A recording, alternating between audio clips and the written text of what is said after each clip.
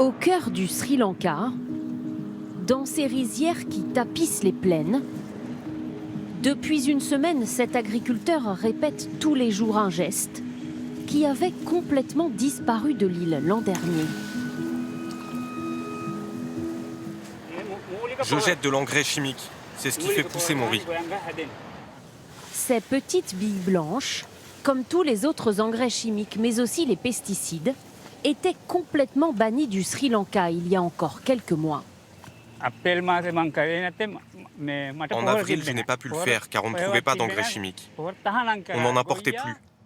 On nous a dit qu'on devait passer aux engrais biologiques, que les produits chimiques, ça donne le cancer. Alors on a essayé les engrais organiques, mais ça n'a pas marché. Ça a été un échec et les fermiers se sont mis à manifester.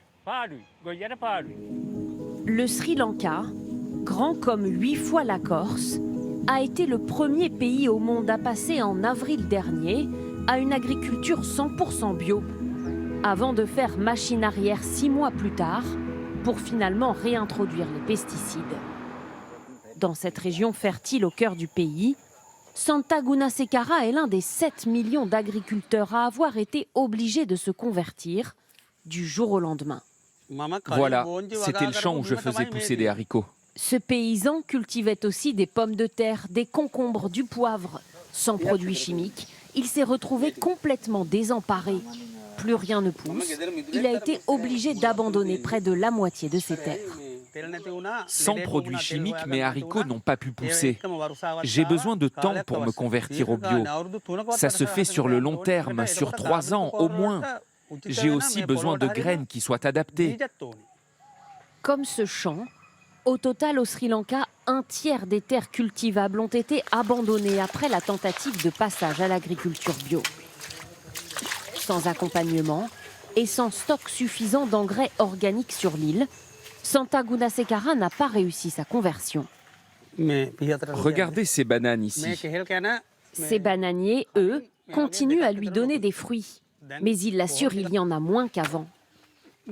Avant, par branche, je pouvais récupérer 20 kilos de bananes. Mais sans produits chimiques, c'est 8, 10 kilos tout au plus. Je vous l'assure, avec des produits chimiques, la récolte est vraiment meilleure. Partout sur l'île, les agriculteurs ont été confrontés à une baisse de production.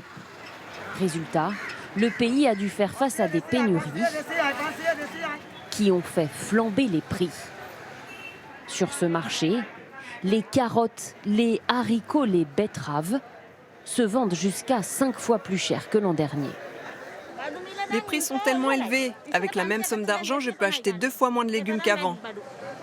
Nous, on aimerait bien se convertir à l'agriculture bio. C'est une bonne chose et c'est mieux pour la santé. Mais ça a été fait tellement n'importe comment, ça n'a pas été pensé, ça nous a menés à l'échec. Au sud du pays, dans les gigantesques plantations de thé qui ont fait la renommée de l'ancienne Ceylan, là-bas, elles sont en train de récolter. Ce producteur a été l'un des plus fervents opposants à ce passage au tout bio. Et toi, viens là. Il y a des feuilles. Pour lui, le modèle 100% bio est incompatible avec les grosses exploitations. Vous voyez ces plantations autour? Nous avons atteint un bon niveau de production. Si on réduit cette production, on n'est plus viable économiquement. On perd de l'argent. Et si on perd de l'argent, on ferme la plantation.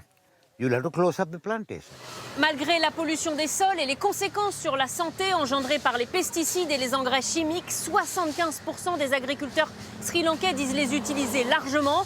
De son côté, le gouvernement a assuré ne pas avoir abandonné l'idée de tenter à nouveau de convertir le pays au tout bio.